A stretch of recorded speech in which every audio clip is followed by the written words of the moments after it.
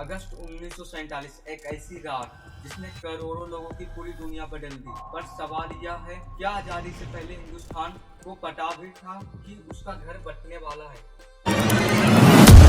दोस्तों, इतिहास में कई सदियां, लेकिन कुछ सदियों ऐसी होती है जो सिर्फ किताबों में नहीं रहती, वे लोगों के खून में बहती है। आज मैं आपको बताता हूँ वह सच्चाई जो 15 अगस्त के पीछे छुपी है। 1920 का का एक किस्सा। लाहौर एक बाजार जहाँ एक दुकान हिंदू व्यापारी की, बगल वाली दुकान मुसलमान की। दोनों सुबह एक साथ दुकान खोलते हैं, दोनों दोपहर को एक साथ खाना खाते हैं, दोनों शाम को एक साथ चाय पीते हैं। क्या कोई समस्या है? नहीं। फिर क्या है? सिर्फ इंसान है। और यही सबसे महत्वपूर्ण बात थी। अमृतसर में एक गली, एक हिंदू परिवार और उनके 3 पड़ोसी घर, एक मुसलमान परिवार, एक सिख परिवार, एक ईसाई परिवार। क्या उनका खून अलग रंग का था? नहीं। क्या उनकी हड्डियां अलग रंग की थी? नहीं। तो फिर 1947 क्या बदल गया? 1905 एक आदमी लौट कर्जा और उसके पास एक योजना।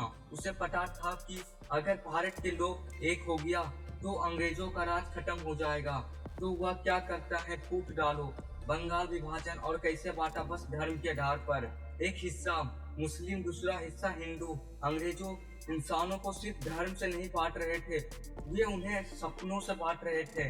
अलग सपने, अलग भविष्य। और जब सपने अलग अलग होते हैं तो दिल भी अलग अलग हो जाते हैं। अब एक आदमी, मोहम्मद अली जिन्ना, 1920 तक यह आदमी कांग्रेस में था। इसे कहते थे हिंदू मुस्लिम एकता का राजदूत। पर फिर क्या हुआ? 1920 गांधी जी का असहयोग आंदोलन, या जिन्ना को यह आंदोलन पसंद नहीं आया।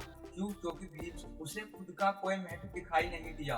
वह कहता, मैं एक वकील हूँ, मैं कानून बदल सकता हूँ और भीड़ नहीं। और फिर कांग्रेस छोड़ देता है। दोस्तों, यहाँ एक सवाल है, क्या जिन्ना आजाद भारत का सपना नहीं देख रहा था? वह देख रहा था, लेकिन उसका सपना नेहरू के सपने से अलग था। और जब दो सपने अलग होते हैं तो टकराव होता है। 1937 भारत के पहले चुनाव कांग्रेस को भारी जीत। वो जिन्ना सोचता है कांग्रेस ने मुझे सत्ता में शामिल करेगी। कांग्रेस कहती है, हम खुद सबका प्रतिनिधित्व करते हैं, तुम्हारी जरूरत नहीं। दोस्तों, यह एक गलती थी, एक बहुत बड़ी गलती। जिन्ना को नजरअंदाज कर दिया गया। जिन्ना सोचता है, अगर हमें सम्मान नहीं दिया तो हम अपना रास्ता बना लेंगे। 1937 ब्रिटिश सरकार के पास समय नहीं रहा।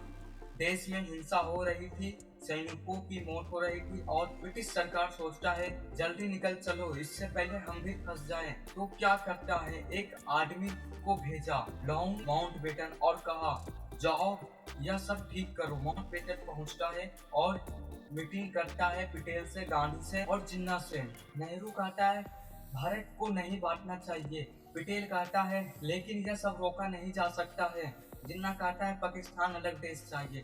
तो माउंटबेटन फैसला करता है कि भारत बांटा जाएगा। और फिर एक आदमी को बुलाया जाता है, सिरिल रेडक्लिफ, एक ब्रिटिश वकील। ये कभी भारत आया तक नहीं। भारत के नक्शे के बारे में दिल्ली कहाँ है यह भी नहीं पता था। ब्रिटिश सरकार को ऐसे ही व्यक्ति की तलाश था। ब्रिटिश सरकार ने कहा, तुम्हारे पास 5 हफ्ते हैं। इस 5 हफ्ते में तुम्हें एक लकीर खींचनी है जो 2 देश बना देगी। सुनो दोस्तों, यह क्या हो रहा है? एक अंग्रेज वकील जिसने भारत कभी आया तक नहीं, वह भारत को बांटने वाला है।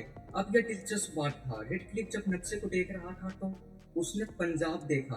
पंजाब में हर जगह मुसलमान सिख सब मिले जुले थे। तो वह सोचता इसे कैसे बांटूं। और फिर एक फैसला किया जाता है, गुरदासपुर भारत को दे दूं। क्यों?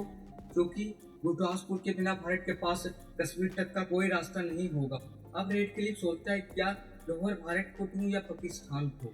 लाहौर में 5 लाख मुसलमान, 5 लाख हिंदू, 1 लाख सिख है, इसकी मेजोरिटी है।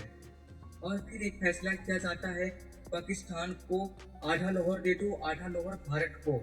लाहौर हुआ नहीं रहा जो कल तक था, 2 शहर बन गया। जबरदस्त की लकीर खींची गई। अगले 24 घंटे में लाखों लोग भागना शुरू कर दे गए। यह कोई प्लानिंग नहीं थी।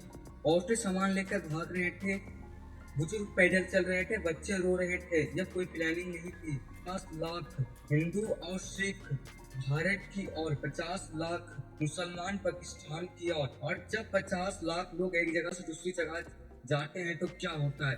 भरी हुई ट्रेन। यहीं से शुरू होती है भयानकता। अमृतसर रेलवे स्टेशन पर एक ट्रेन आती है। लोग प्लेटफॉर्म पर इंतजार कर रहे थे। दरवाजा नहीं खुलता, किसी को दरवाजा खोलना पड़ता है। अंदर खोलता है तो लाशों भरा ट्रेन में हर सीट पर लिहाज, हर कोने में खून, और कुछ ट्रेनों के बाहर लिखा होता था आजादी का तोहफा। दोस्तों सुनो, यह क्या है? इंसानियत का अंत है।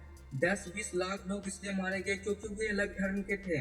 राजनीति के लिए घर भी देश बदल जाते हैं। 15 अगस्त 1947 को भारत आजाद हुआ। 10-20 लाख लोग मारे गए और बाकी घरों में बंद थे।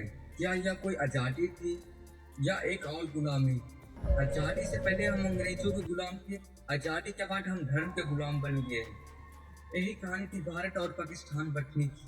अगर वीडियो अच्छा लगा तो लाइक सब्सक्राइब जरूर करिएगा। अगर किसी भी टॉपिक को वीडियो चाहिए तो कमेंट में जरूर बताएगा।